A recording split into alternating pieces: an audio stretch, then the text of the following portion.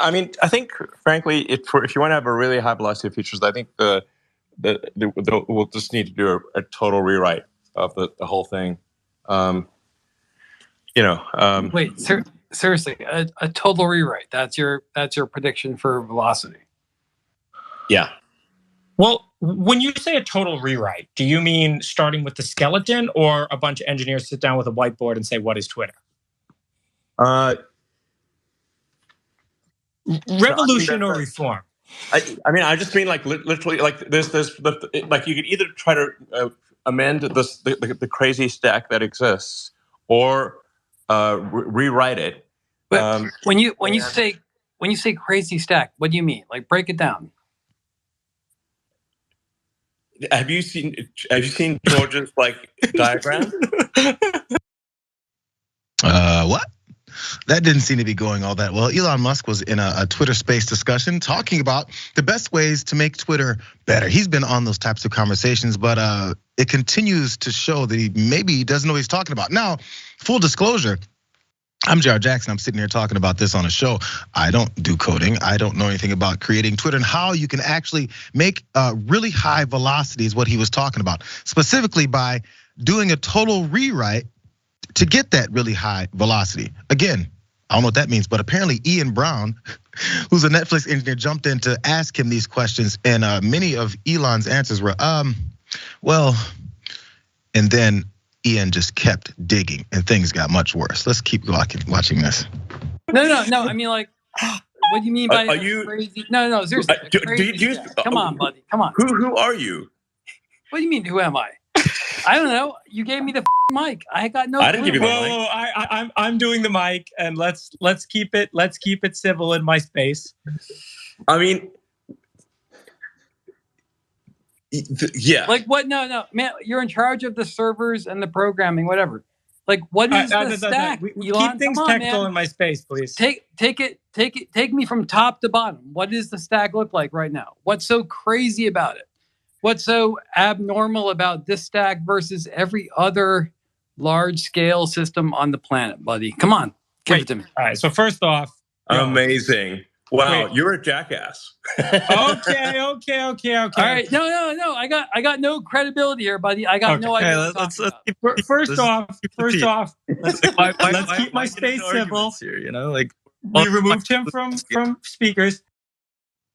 If you pay close attention there, you see that Ian Brown was removed from speakers there once Elon called him a jackass because he just kept pressing and asking for specifics to this answer. Tell me exactly how this would work, Elon. Chuckling at him, you saw a couple of laughing emojis come over from particularly Pablo there in the middle at one point of this discussion. And one thing you don't want to do, apparently new rule at Twitter, is don't make fun of or press the CEO for any details. And definitely don't disrespect him, because that's the biggest problem you can come across. I want to recap just that back end about what was said and how it ended with Ian being kicked off really fast here. Musk, after hemming and hawing, this was from the Daily Beast, Justin Baragona says, after hemming and hawing for a few seconds, eventually said that you either needed to amend the crazy stack that exists or rewrite it. Then Ian jumped in and asked Elon there what he explicitly meant and whether he could break it down. Seems like a general request if you're gonna ask folks to do something a certain way. He says, I mean, man, you're in charge of the servers and the programming and whatever.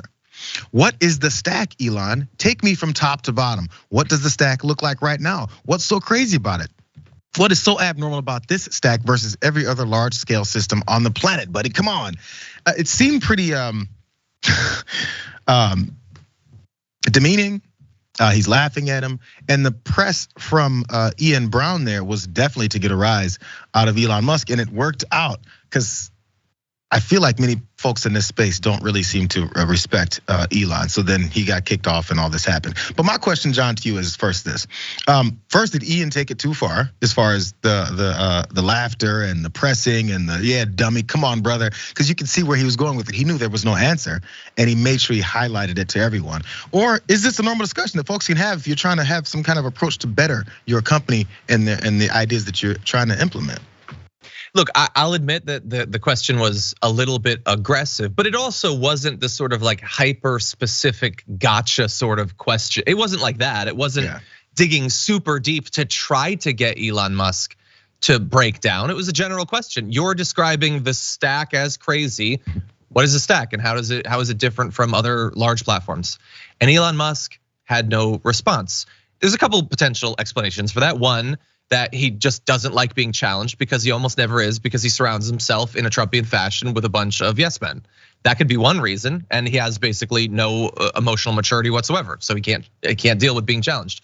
The other explanation is the simplest: he doesn't know.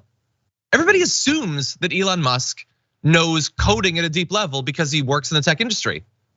What is your evidence for him having any knowledge about it? By the way, I don't know what they fully mean with the stack, but I have done computer programming. I've written programs, I've written basic video games and all that.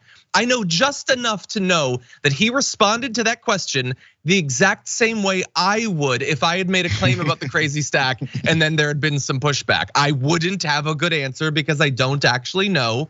He doesn't actually know. And I can't be specific about sources or whatever, but I have some information coming from remaining Twitter engineers.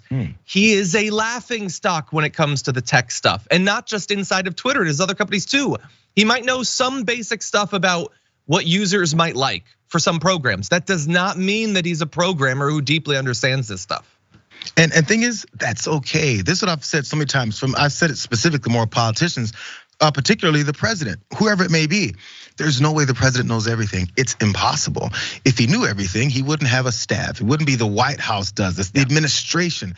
So if you're running something, you're the head of something like this, and there's people that are smarter than you, that's okay. You still own the company. They still work for you, and they can know something that you don't know. Crazy how that works, except ego gets in the way. And you're no longer able to say, you know what, I don't know, but I mean, I'd like for some high velocity, whatever the hell he was talking about. I'd like some high velocity on this site. Do you have any suggestions? I was just thinking that might have been something that works. But they think saying something like that means that I guess you have to give up the company. Or I guess your confidence and your ego is bruised by it. That's where these problems come in. One more small part about this, because George Hotz was the guy that was hosting that space. And he had worked with Twitter for a minute, and he had resigned, I think that same day, earlier on, before he hosted this debacle of a Twitter space. Really fast, let's jump down to that link where he talked about it. His tweet graphic for you guys. He said, resigned from Twitter today. Appreciate the opportunity, but didn't think there was any real impact I could make there. Besides, it was sad to see my GitHub withering. Back to coding. So these coders, they say things that, again, I don't understand. I feel like I'm on the damage report and we're talking about Star Trek or something. So I'm not sure exactly what his GitHub that he's missing out on. But this guy, he's known as one of these world-renowned hackers. He was the first one to unlock an iPhone and jailbreaking the PS3, all under his own hacking name, which is Geo Hot. So all you guys out there that know him, this is the guy. And he tried his best, he said, with Twitter. And he tried a few things and maybe fixed one before he said, I can't do this anymore. And he still says he hopes for the best for Twitter 2.0. So he's somewhat on Musk's side, but he just can't work with it. I think it says a lot when you see someone like that bailing when he had a 12-week internship, I believe, and he bailed after about a month, I believe is what they said. When your smartest people are leaving, all that's left is you. So the deterioration just continues.